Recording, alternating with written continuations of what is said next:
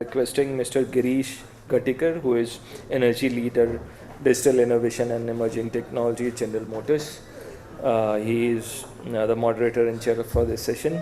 I would request Lonika, she is Executive Director, Open Charge Alliance, and Mr. Ravindra Desai.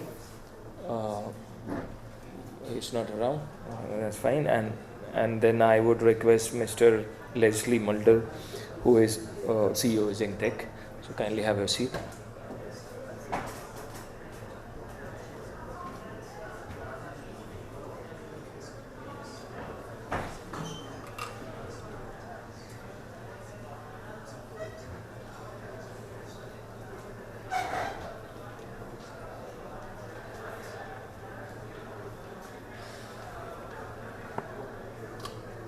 So let me introduce Mr. Girish Gatikar. He is an energy leader at General Motors, where he advises on emerging technologies to enable economy-wide transportation, electrification, and mitigate climate risk. Mr. Girish is also a visiting professor at University of Southern Denmark and serves as an advisor on board member for various organizations. Prior to his current role, Gatikar led the Information and Communication Technologies initiatives at Electric Power Research Institute and served as Chief Research Officer at Green Lodge, now Shell Recharge Solutions. Gatikar holds dual master degree in telecommunication system, computer technologies and infrastructure planning, and he has authored over more than hundreds scientific publications. Now I would introduce Ms. Lonika. She is Director Standardization and Test Lab at Iladen, and Ilaman, right? And is the Knowledge and Innovation Center in the field of smart charging infrastructure in Netherlands, and is owned by Dutch grid operators. She is responsible for EV charging testing facilities, open standard development and secure EV charging, and oversees the activities regarding the Open Charge Alliance (OCPP). And she has a long-standing career in utility industry and has operated in key strategic developments such as market liberalization, smart metering, and smart grid before entering to EV charging domain 6 years ago. She has a Master of Science degree in Electrical Engineering from University of Delft Technology, and I think he's not around now. We have Mr. Leslie Mulder, who is CEO Zingtech, and thank you for coming back. Mr. Ravindra Desai I have already introduced, but for this session, Ravindra Desai is an electrical engineer with over 33 years of experience in industry. He is currently associated with IEEE standards, and he holds various positions in his career, including working with Alembic Limited and Center of Electronic Design and Technology as a design engineer. He has also served as a lecturer in electrical engineering in Government Polytechnic College in Goa, and some of his top skills include engineering, GMP, and product development. So thank you everyone for joining this session. Now I would request Mr. Girish Gatikar to take over for this session. Thank you. Thank you, Anand. You made my life easy a little bit by introducing all the speakers. Thank you.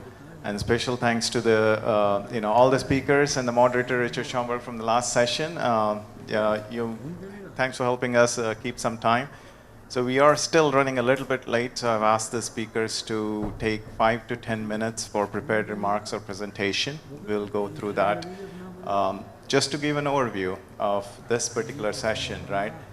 This is on the smart mobility standard. There are two very important words and one is missing. And that is, one is a smart, right? It's not just about mobility, it's about smart mobility. And second, of course, it's about mobility, it's about transportation. What's missing is the electric in between. So we are focusing not on any mobility. The future is electric transportation. And that's where I work at General Motors on their electrification strategy. On the GM energy side of things, how electric transportation, particularly electric vehicles, can be used as energy asset, grid resource, and what can be done there, including energy storage, batteries, etc. So we do have, Lonika and I have a session on OCPP. We'll talk a lot about those electric mobility following this. But in this particular one, each of the speakers will talk about a high-level overview of the entire electric mobility ecosystem and some of the standards specific to mobility and not just all smart energy. We'll start with Lonika first, and she'll speak about the work that is being done in Open Charge Alliance, a very important alliance within Netherlands that is responsible for designing, maintaining, and operating a standard called Open Charge Point Protocol for charging infrastructure, including other very important standards like Open Charge Point Interface to enable electric vehicle roaming in a standardized form. And she'll talk about some of the work that's happening in OCA. And then we'll jump into Ravindra, who will talk a little bit about what's happening with IEEE on the mobility side of things specific to India. So Ravindra brings in tremendous amount of experience about knowledge about what's happening in India and IEEE particularly. He'll give an overview of the activities that are happening on IEEE side of things for the mobility. And then we will go into, how is industry adopting this? So Leslie Mulder, is going to talk about the industry views and how industry is adopting these standards, because standards don't matter if industry doesn't use it, right? So eventually those are being built and designed for the industry to use, the market to use. And how can we create that ecosystem for products that use these standards from interoperability perspective, from integration perspective, and a lot of good things that the previous speakers have spoken, and I'll not go into that. So that's how we'll kind of tell the story to you, so you'll at least get a lot of value out of it. With that, I'd like to call upon Lonika to give her overview. Thanks. Thank you, Rish. Welcome everybody. It's a pleasure being back here after 3 years. The last time I visited ISUW was 3 years ago, just when COVID started to emerge across the world, and it's very good to be back here. I wanted to start my presentation with this picture. Last week I had the fortunate opportunity to be on a holiday, and the Dutch people like to go skiing. And this is a picture that I took last week at the altitude of 6,000 feet, 1,800 meters, the middle of February. And you can see from the temperature reading, it was 18 degrees Celsius, which is 64 degrees Fahrenheit. So this is, of course, absurd. It's really abnormal having these high temperatures that high up in the mountains in the middle of February. And maybe this example doesn't resonate with you directly, but I'm sure that over the past few years you have had similar experiences where the climate was weird and things are changing, and it is a real threat, I think, to every one of us, and we should act, we should do something, and we should all figure out what it is that we can do to change our ways, because the climate is changing. And we should also change, because if we keep on doing what we have always been doing, things will even become worse. So this is the reason why my company ISUW exists and why the Open Charge Alliance exists. We see that we need to change and we want to help. So the Open Charge Alliance, I will give you a short introduction, is an organization that is based in the Netherlands but operates at a global scale. And the main and only focus we have is development of a standard for EV charging infrastructure called OCPP, Open Charge Point Protocol. And this picture very simply shows you where OCPP is situated in the whole system. It is the information exchange protocol between a charging station and its back office management system. It is an open source standard, so not just an open standard but open source, which means it's free to download. There is no IP licensing in it. There's no patent, so everybody can use this as freely as they like. So the Open Charge Point Protocol started a long time ago, in 2009, actually when my company ISUW wanted to roll out charging infrastructure in the Netherlands and wanted to do multiple vendor sourcing and ask for a standard. And back in those days there was hardly anything, no charging stations, hardly any vehicles, and certainly no standard. So ELA decided to start a standard themselves, and they started with OCPP. And the first version was very simple. It was basically start charging, stop charging, and get the meter values so I can send the bill. And from day one, ELA, because they are a publicly owned company, decided to make it open source and to share. So anybody who was interested in EV charging at that time could benefit from, well, the little effort, the little bit of effort that ELA put into it. And it got very well adopted. And over the years, more companies start using it and started feeding back information and requirements and needs to OCPP. And at a certain point, ELA decided to hand over this protocol to a more independent organization, and that's when the Open Charge Alliance was founded back in 2014. And 1 year later, in 2015, so you should mind this is already 8 years ago. 8 years ago, the 1.6 version of OCPP was published, and this is currently the most widely used version of the protocol. Since it was sort of an iteration, an agile iteration of the first ideas in EV charging, the Open Charge Alliance decided to make a step change and include a lot of new features into OCPP that were needed to be able to move forward.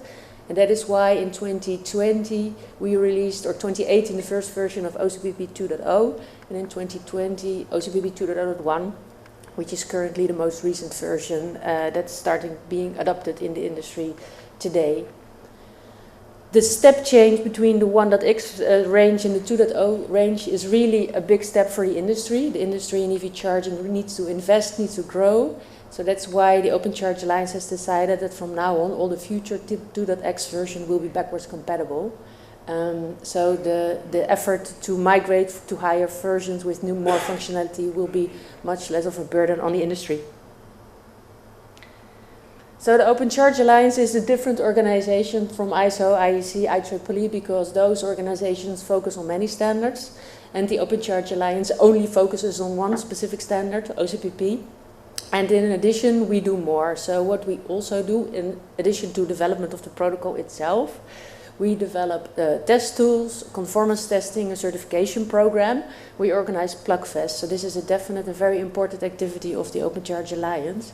And thirdly, of course, we do a lot of promotion of OCPP. We organize webinars, we publish white papers, we organize Plugfest. And part of me being here is also to promote OCPP. So as I mentioned, OCPP is an open source standard, so anybody can use it. And there are a lot of companies all across the globe that are downloading it. We don't know exactly who, but we do sort of keep track on the individual IP addresses across the globe where it has been downloaded to. And what we see is that it has been downloaded to 148 countries across the world, so that is a huge number. So that means that all across the planet, at least someone is downloading OCPP and reading it.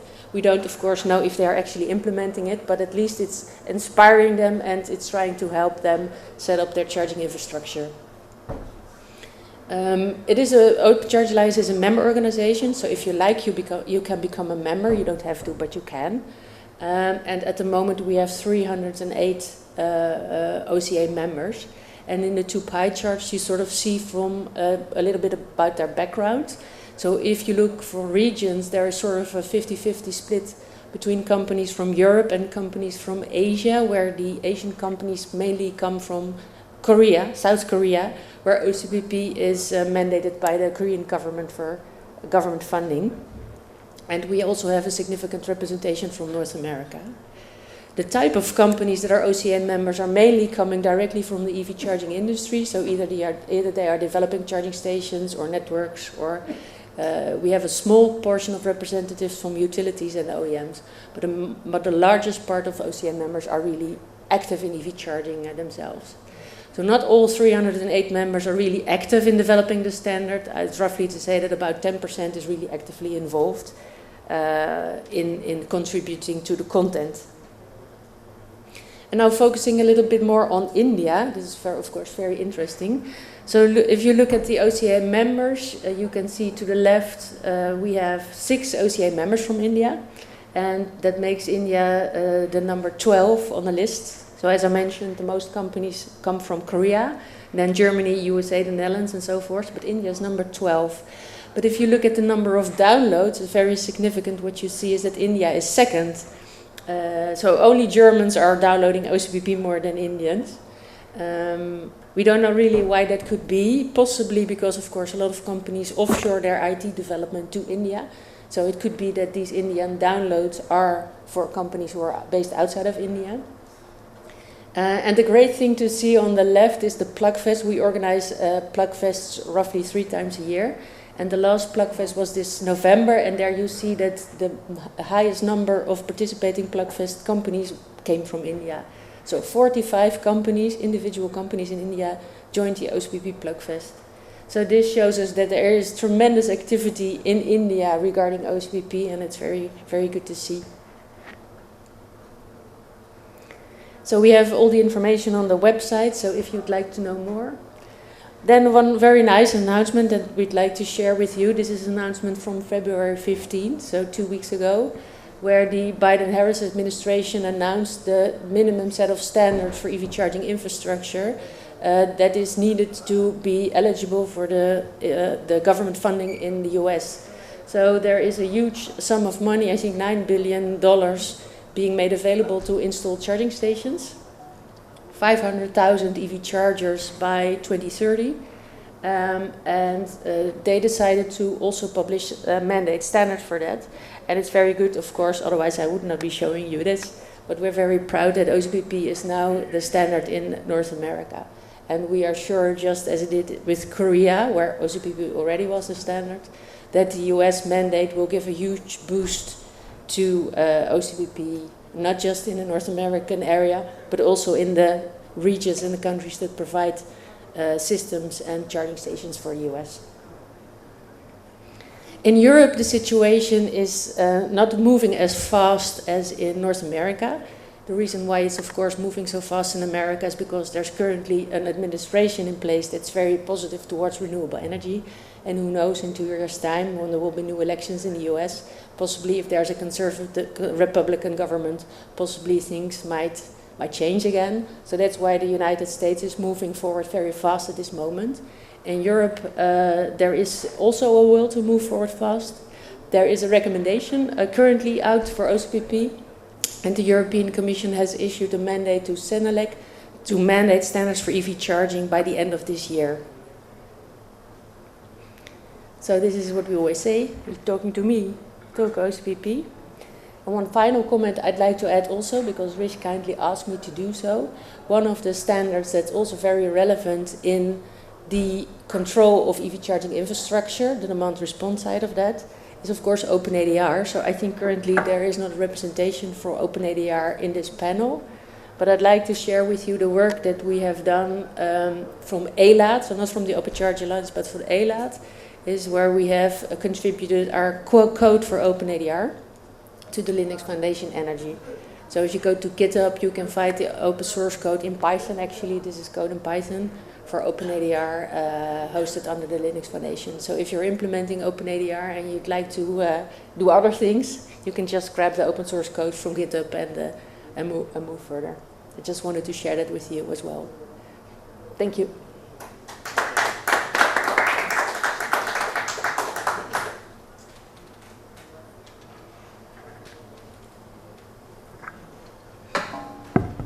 Thank you, Lonika, for that excellent introduction, and thanks for the plug to Open Leader.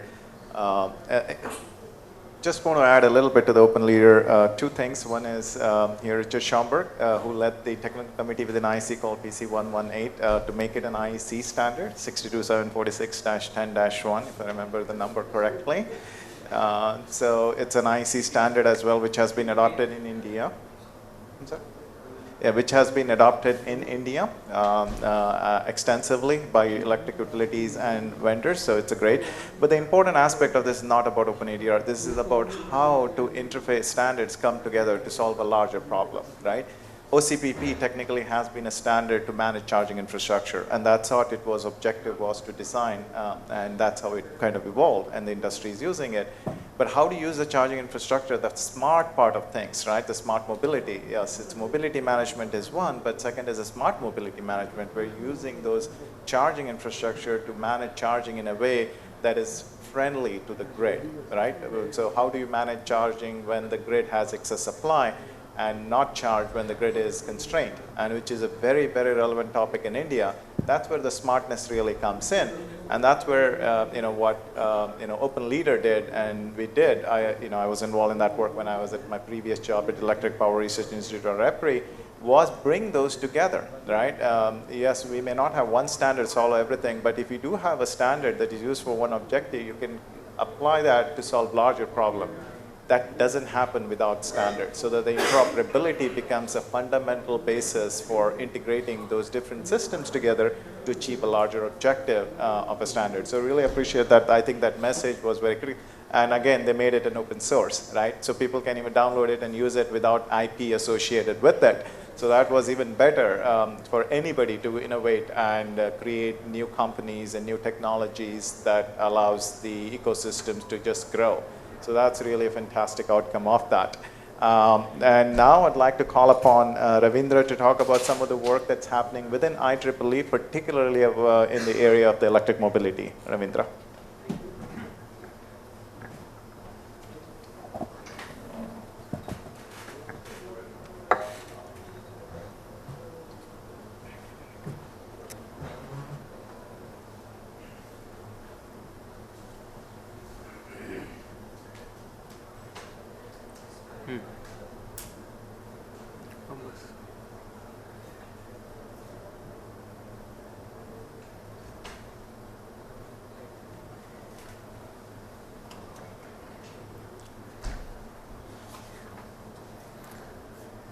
Good afternoon once again.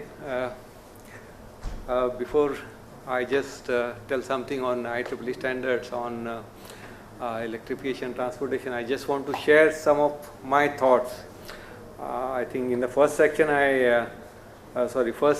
I shared one thought that the PM said one sun, one earth, one grid. So similarly, why not one earth, one standard? Okay. See, these standards should be useful to the end user, and IEEE, if you see the tagline, it is advancing technology for humanity. So whatever advancement is there in the technology should be useful to the end user. Okay, it makes a business sense also. So the thought which I wanted to share is, see, this is a good platform or a good product, mobility, or rather electric mobility. Why not all the SDOs come together? I don't think this has reached the maturity, so why not all the SDOs come together and make a robust interoperable standard which can be used globally instead of having different standards. That is one thought. And secondly, it's a global village now. Whole globe is one village. So we seek contribution. See, IEC is one SDO, IEEE is one SDO. There are other SDOs also. Okay, we seek contribution from the communities all over the world, including India. So India has got a pool of talent, so why not contribute? And maybe thanks to COVID, a lot of meetings are now in hybrid format. So it's a good opportunity to contribute to the global community, not only to your local community. Okay. So with that, I will not take more time. I will just share some of the standards, IEEE standards. Okay. So there is no standardization work specifically in electrification transportation, but yes, the pre-standardization work in IEEE, what we call is industry connection program. Maybe Girish is aware of that. So there is one pre-standardization work, or what we call industry connection program, which is the EV adoption roadmap for India and Asia. So if anyone is interested, I can connect them to this working group and you can contribute, and let us come up with all your inputs, and let us come up with good output, whether it is pre-standardization work or standard or white paper or whatever it is. But this will be this is a global work. Yeah. So these are some of the standards in the electrification transportation. Standard for transparency, autonomous system, then DC quick bi-directional charging, then wireless 1609 series for guide for wireless access in vehicular environment. Then we have 2030.5 which is on the energy profile, and we are fortunate to have Leslie, and I would like to hear more from him on 2030.5 because he was part of this. Okay, so we have other standard, as I said, 1609 series on wireless access in vehicular environment, or what we call WAVE. Okay, then 1488 on message set template for intelligent transportation system. Then data dictionaries. Okay, so these are some of the standards. 2846, which is the latest standard published in 2022, IEEE standard for assumption in safety related models for automated driving system. So it's not possible in 5 or 10 minutes to go through everything, but these are just glimpses of some of the standards which are developed by IEEE, and there are contributions from India also. There are a lot of standards may not be adopted by BIS, but it is used or it is referenced by the Indian communities too. Okay, so I'm just going through some of the IEEE standards. Yeah, thank you. I'm just trying to finish. Thank you, Ravindra. Thank you so much.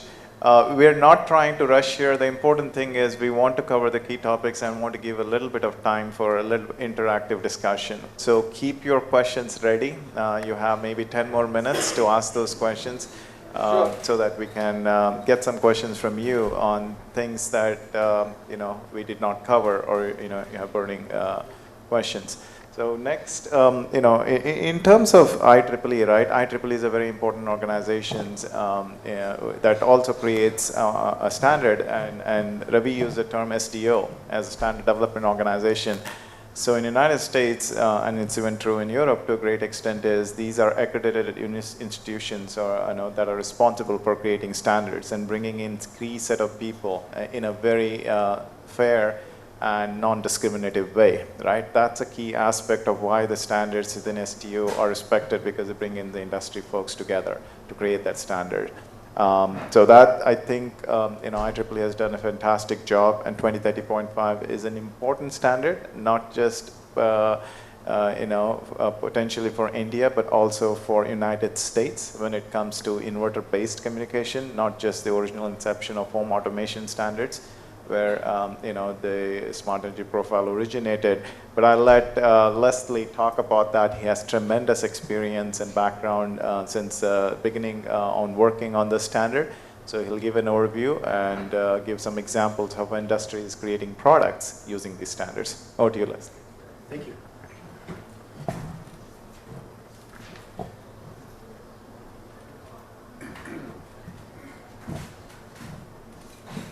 Good afternoon. My name is Leslie Mulder, and I'd like to thank the organizers here for allowing me the time to chat with you today.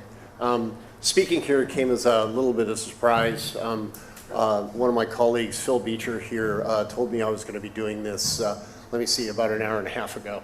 So unfortunately, I don't have any prepared slides, but hopefully I can talk your way through this, or my way through this.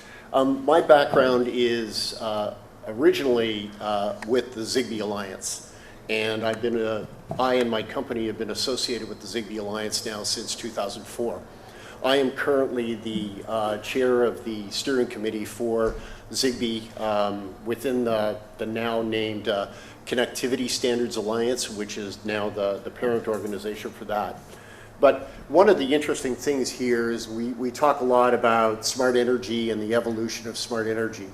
And Zigbee was very much part and parcel of the beginning of all of that many, many years ago, when a tranche of money was provided as was done recently now with EV charging by the US government to automate meter reading in the United States.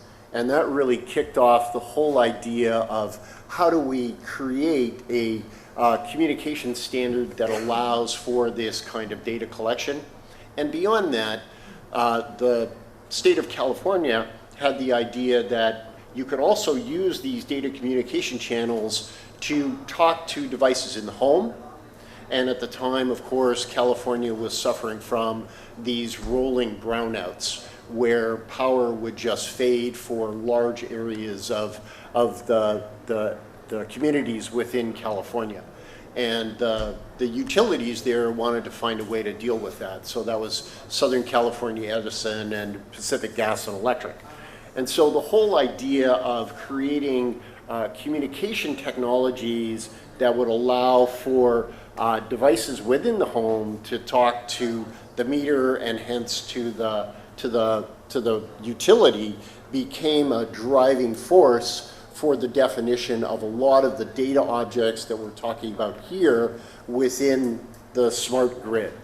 And so we had concepts like price, calendar, distributed energy resource, metering, etc. So within the Zigbee community, we defined all of these data objects. Now around 2007, 2008, the utility industry in the United States decided that the Zigbee protocol itself wasn't sufficient for their needs. And what they wanted to do was to go to a more standard open communication technology. And what they hit upon was IPv6. And IPv6 is, I think, the common thread throughout all of the standards that we're talking about here. And then the Zigbee community then looked at that and developed an initial IPv6 based mesh protocol based on IEEE 802.15.4 radios. And then on top of that, of course, a protocol stack that ends at the network layer is not really sufficient for doing anything with. So they put together a working group to take all of the data object definitions that we did for Zigbee and move them over into a RESTful XML architecture that allowed for us to be able to use the underlying IPv6 communication technology to be able to have devices in the home, outside of the home, etc., communicate with each other and provide exchanges of data. And that's where, and that once that was completed, that was called SEP 2.0. And then from there, that evolved into P 2030.5. And with the, is it IEC or IEEE adopting that? I don't recall. One of the two adopting that as its core standard. Now, Exogen as part of that community contributed both to, number one, Zigbee, number two, Zigbee IP, and then number three, with all of the data definitions that went into defining what are called the Zigbee Smart Energy Clusters, which are still being deployed today in North America and the UK on top of a Zigbee protocol stack that unfortunately is not part of this conversation, but also dramatically to all of the stuff that went into P 20.30 and the creation of that. Now, one of the interesting things here is the idea of how do we use this kind of technology for electric vehicles? How do we use this technology for distributed energy resources? How do we combine those two so that we can use our electric vehicles as distributed energy resources? And that's all part and parcel of the work that's going on in the data model definitions that are happening within 2030.5 and ancillary organizations as well. And these are open standards, and this is where companies that have interest in this kind of technology can bring their inputs, be heard, and have their ideas put forward into the community and into the standard for adoption. And this happens not only at the level of a company like mine, but also at a company like General Motors, or at a national regulatory level, or even at a national level where organizations and countries legislate technology as well. And all of these entities can contribute to the creation of these kinds of standards and how they work. Now, to give you an example of where 2030.5 came home for us, this was a distributed energy resource project that was taking place in Hawaii.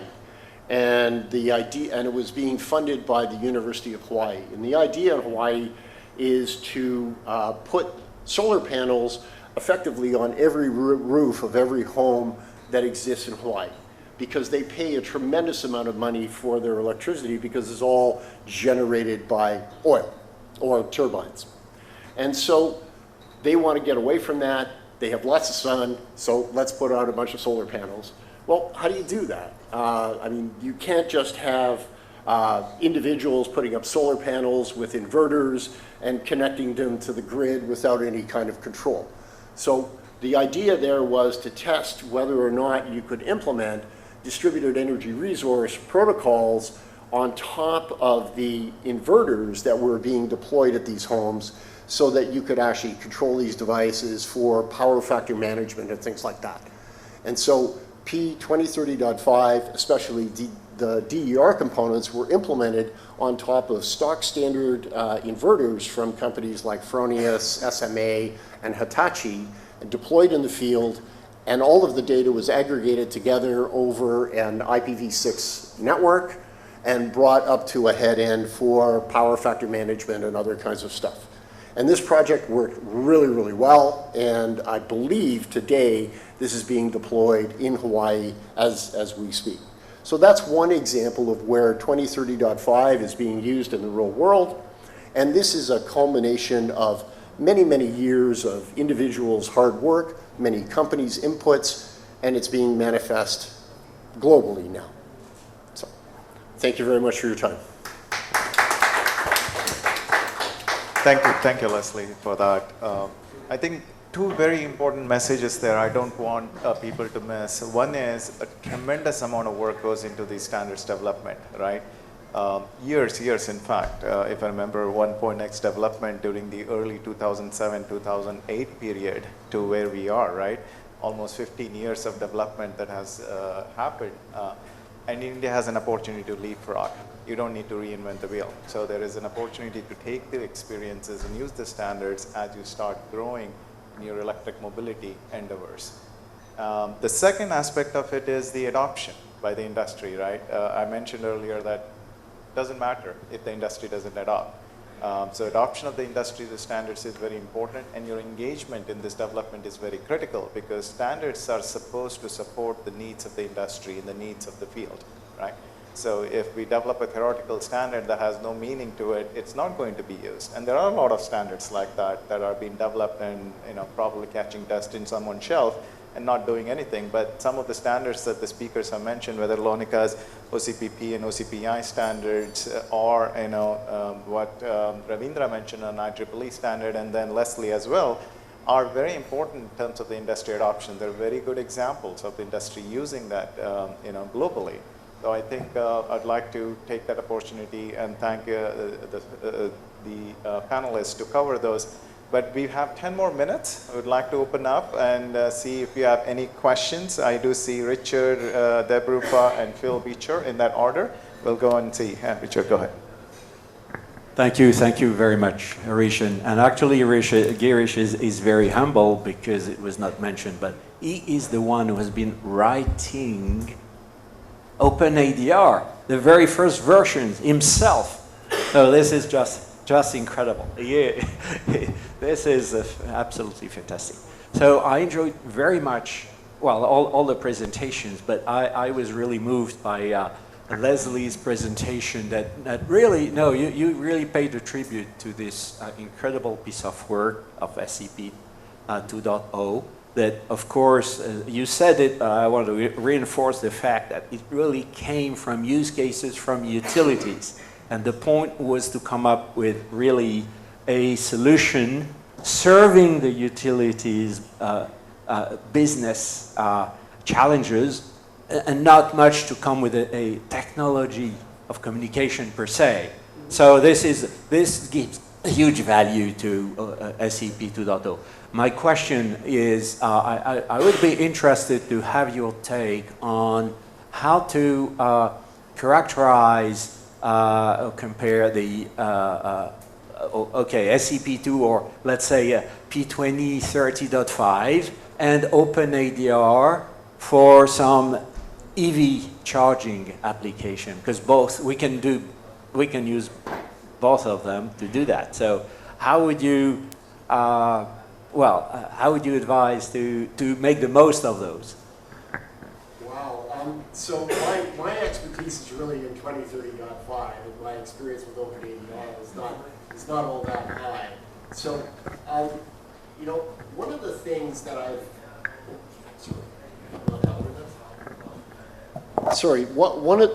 can you hear me? Yes.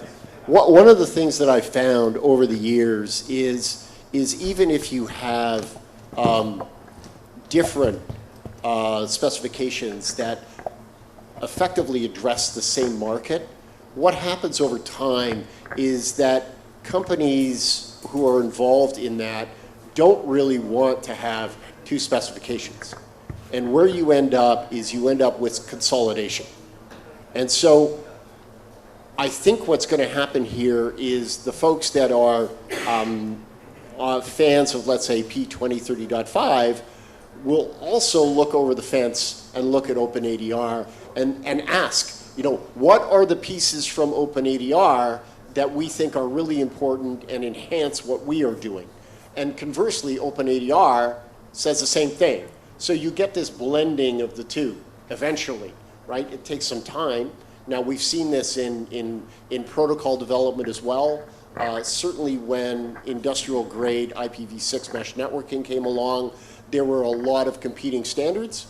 These are consolidating, and they're consolidating around the best of each. And that's the important thing here, right? It's my question more challenging. What about Matter that is actually developed and promoted by your organization? Please help me. So Matter is another one of those efforts where they are getting into the field of smart energy, and one of the reasons for that is it stems from the same common source of Zigbee, and Matter is simply adopting the smart energy clusters that were developed by Zigbee and are moving those forward in a co-op type protocol that sits on top of an IPv6 protocol stack.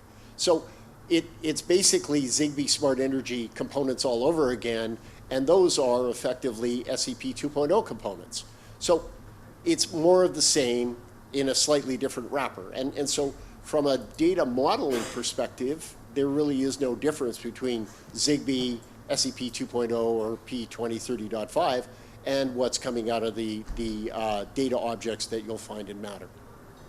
Now, of course, there are a lot of companies now within the CSA who are extremely interested in EV charging, and there are 3 working groups now moving forward defining various aspects of EV charging within the CSA. And these are, you know, your well-known large organizations like Amazon, Apple, Google, etc. And then, of course, all of your meter vendors that are involved, and some utility players as well. North American, unfortunately, centric, but that's happening. And so I'm sure with those data models coming out, along with what's happening in OpenADR and the work that's happening in, you know, the IEC and the IEEE in those regards, we're going to see some really good ideas coming forward to move this kind of technology into a more comprehensive kind of package where we get the inclusion of the DER components with the EV components, etc. But, you know, it's good to see that people are interested in this. Now, it might not be all on the same plane, but hey, it'll just take time. Hi, this is Debarupa Das from Tata Consultancy Services. So my first question is to Alonika. So OCPP is something that has come up extremely well, and you know, I lead the electrification, battery, and sustainable area in Tata Consultancy globally. Now, regarding V2G, we are saying while OCPP has come up with its set of standards, but you also have IEC 63110, and newer sort of sets of protocols, all of these are coming up. So how do you see those converging, or if one is more suited to other? So that's the question for you. I think I'll also say the next one, which is for Ravindraji. Maybe you want to answer first and then Ravindraji. Ravindraji, for you, the question is, with regards to fleet charging of heavy-duty vehicles, what is the kind of standards work that IEEE is kind of thinking on or working on? Yeah, I'll request Lonika first and Ravindraji. Yeah. Thank you. Thank you. So to your question, there is, at IEC, there is work on developing a standard for EV charging other than OCPP. They started in 2017. They have been working for 6 years. In their 6 years, they developed a use case document. So that's there. So the next step that they are now taking, they are starting to develop messages. Their current estimation, it will take 2 years. Maybe a bit more, then it will put up for vote. And then, of course, in 2 or 3 years' time, the industry can reflect on the new proposal from IEC and see if it brings any added values as opposed to OCPP. And once that it has been published as IEC, then, of course, the test case documentation needs to start, will also take another 2 years. So 29, maybe test cases will be available at the market. And then, of course, conformance testing and certification needs to be developed. So this takes time, 8 years, possibly more. And I started my presentation with the 18 degrees Celsius on the ski slope. Is I don't think that we can take time. I think that the industry needs to move now. I think OCPP has it easier because we are only focused on OCPP. We have an agile development, so every couple of years we can add new functionality and features. You refer to V2G, very important. And in the afternoon workshop, we will also explain more about the integration that OCPP is doing with the 1547, set to the all the other standards that utility may want to use to convey all their requirements for grid integration and bidirectional power transfer. OCPP will continue with the focus to help the industry move forward. Help not only Europe forward, but everywhere who wants to use it as an open source standard that they can. And as for IEC, IEC has very established regulation. I think Richard is one of the key players there. He has a vision on the role of IEC and the relation between IEC and OCPP. And I hope at some point in time he may warm up a little bit to OCPP, but I'm not sure. Yeah, thank you, Lonika. Just to add to that, right, she spoke about the warming happening in Netherlands, and I'm talking about the cooling happening in California. I don't know how much, if you are aware, California is no longer a sunny state. There are snows in Los Angeles, in San Francisco, and I didn't leave because there was going to be snow. We just did not know that. But just I'm telling you, the importance of climate change and the need to really, a sense of urgency is very critical, right? The industry will move, the standards adoption will move, but what do we have right now to really adopt? Standards are enablers, it's not the end. The end is electric transportation and addressing the climate change issues, right? So how can we go further? That becomes a key question. So I know you asked a second question to Ravindra. Thank you, Rish. Thank you, Lonika.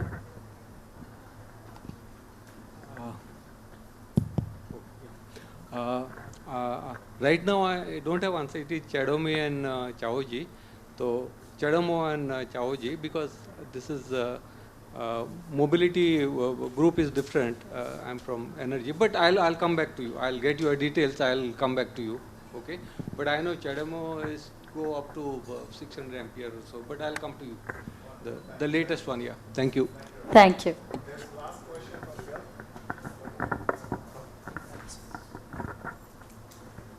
Thank you. So not so much a question, more of a comment. So Rish, you mentioned the importance of vendors adopting the standards to deliver. Quite often that is driven by the utility companies themselves or the regulators. So certainly, with WISUM we see utility companies writing must support WISUM into their RFPs. I think Rule 21 in California was groundbreaking in having the California Public Utility Commission actually write a commitment to standards-based connectivity for smart inverters. So I think that there's a circle here, and part of that can be driven by the regulators. I mean, so if you have a RFP out for 10 million or 20 million smart meters, it's amazing how the product vendors are going to deliver what you're asking for. And I'm not saying you write one particular standard, but I think the key for all of what we're talking about here is that utilities should require standards-based interoperable solutions, whatever the standard happens to be, because that gives them all the benefits of future-proofing their technology within an SDO environment. So that's my comment. Excellent, excellent comment, Phil. Thank you so much for making that. I mean, just to add to that, right, I represent General Motors, right, the largest automaker in the United States and second largest on the planet. You know, Mary Barra, our CEO, has said very clearly, we want to have only electrified vehicles starting 2035. And 2035 will be upon us very, very soon, right? Even before some of the standards get really developed by then. So I think it's very important to start thinking from that perspective is how do we work as a collective community, the utilities, the auto manufacturers, the technology integrators, everybody, to create this ecosystem that we want to eventually see in the next few years. So with that, I think I'd like to kind of wrap up because I'm going to be late for my own session at 2 o'clock, which is on OCPP, on the workshop and training. Me and Lonika are doing that jointly here. I would really like to thank all the speakers for an excellent overview of what they have done, but more importantly, thanking all the folks who have organized this to make this successful. A lot of hard work has gone behind, and special thanks to India Smart Grid Forum for organizing this and bringing us all together. With that, a round of applause to all the panelists. Thank you so much.